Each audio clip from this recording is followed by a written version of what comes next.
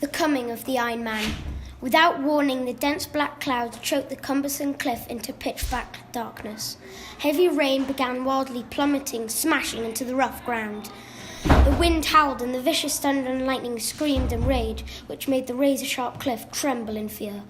Echoing winds scream in agony as the towering jagged cliff takes its revenge by slaughtering, impaling, and stabbing the uncontrollable wind. The jagged, sharp, spiky cliff then penetrated, slit, and carved through the emerald-green grass-filled mountain. The vicious ascending Gracie was a wet, slimy tentacle of Cthulhu. As it worked its way up the razor-sharp cliff, trying to pull it down, as it whipped and lashed and smashed and bashed the sharp cliff, which made sharp rocks and enormous boulders fall off the jagged cliff. A titanic, gloomy figure stood at the top of the cumbersome, misty cliff. The outline of its shapeless body was all you could see.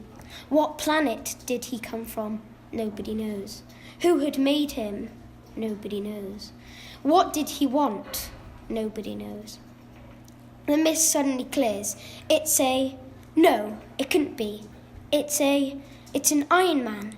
A towering, humongous Iron Man on top of the enormous cliff.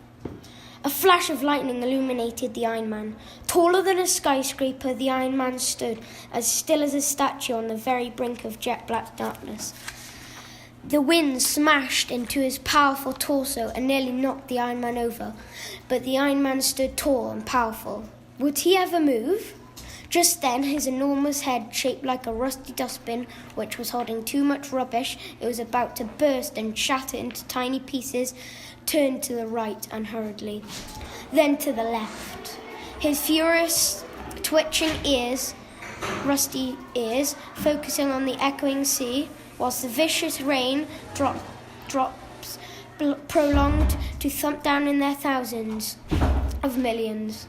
The Iron Man's eyes became expansive. His eyes, like an erupting volcano, gleamed pearl white, then lava red, after diamond blue, then acid green. Never before had the powerful Iron Man scanned the grey, gloomy, vicious sea. The Iron Man swayed in the mighty wind that smashed his well-built back.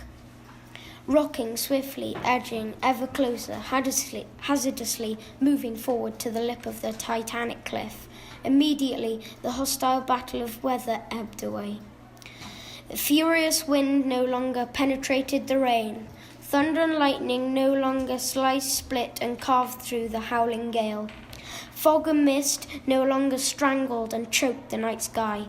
The night sky slackened its grip on the light, like a beat of a drum, loud, then getting quieter and quieter and quieter. All was changing. A symphony of leaves rustling enticed him closer to the edge. A harmony of seagulls bribed him closer, nearer to the lip of the cliff.